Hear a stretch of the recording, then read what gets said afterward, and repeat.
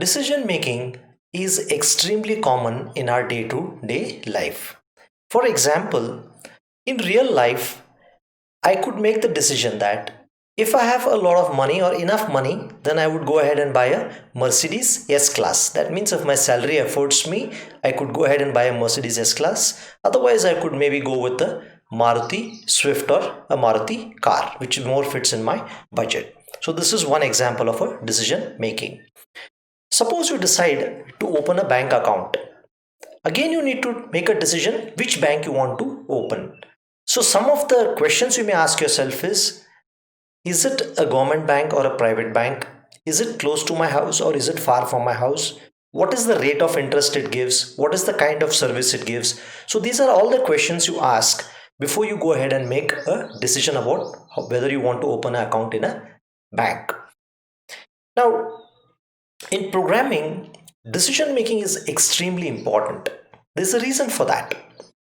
Suppose you're working in a bank, the manager tells you people who are more than 60 years, you need to give them half a percent extra interest as senior citizens. So, what you will do is you will ask or you will check the date of birth, and from today's date you will subtract the number of years, and if the age of the person happens to be greater than 60, when you're giving him or her the interest, you're going to give half a percent extra. So this is one simple example of how decision making is used in software. Now, decision making is something which really differentiates a calculator from a computer. A calculator cannot make any decisions. It basically does what you instruct it, what you type, it calculates and gives you the result. Computers have the ability to take decisions based on the input data values. Now, decision making helps you determine what code or what courses of action are going to get executed. For example, in my earlier discussion, I had told you the rate of interest for people more than 60 years is 0.5% extra. So, one set of calculation will do the calculation for all people who are greater than 60 years. For everybody else, it will be the normal rate of interest. So, it decides the course of action for you, or it decides the path that the code will take place. Now, the importance of decision making is based on the decision, some code will get executed and some other code will not get executed, leading to different results and different answers.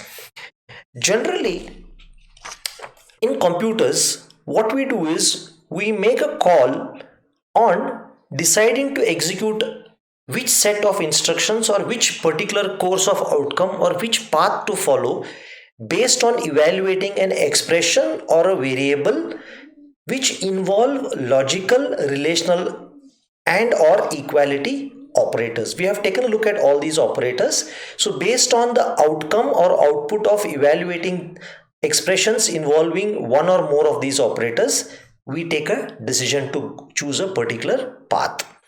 Now, when we evaluate expressions involving logical, relational, or equality operators, the answer is always going to be a Boolean value, that it's going to be true or false. If it is true, we may do something. If it is false, we may do something else. So take a look at an example of logical expressions. So logical expressions are built using these particular symbols: greater than, lesser than, greater than equal to, lesser than equal to. This is another example. This is the equality operator. We may use them also for making decisions: equality and not equality. Logical operators: logical and logical or and logical not. So using one or more of these operators or all of these operators, we make certain decisions. And in order to make a decision, when we use these operators, the result tends to be true or false. If it is true, we will take one path. If it is false, we will take the other path of execution. So for example, here you can take a look at some of the expressions I have constructed using logical, relational, and equality operators. So here if you see, This is an illustration. So I have given the value A is 10, B is 20.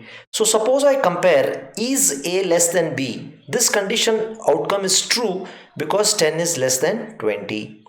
Now I am comparing, is A not equal to B? This is also true because 10 is not equal to 20.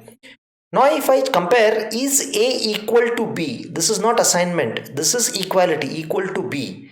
The result is false because A is definitely not equal to B. Now here I am using the logical AND operator. I am checking, is A greater than 8 and B less than or equal to 14. This is true because 10 is greater than 8, but this part is false because 20 is not less than or equal to 14. So the result of this particular expression is going to give as false or 0. Now let's take the last one. I am checking, is A greater than 8 or B less than or equal to 14. Either of them has to be true. Since this is true, it will not end up going to this particular part and the result is going to be true or 1. So the result of evaluation of a Boolean expression is going to be 0 if it is false, and it is going to be a non-zero, generally 1 if it happens to be true. So we will be using all these logical, relational, and equality operators to work on decision making statements in C in our subsequent video lectures.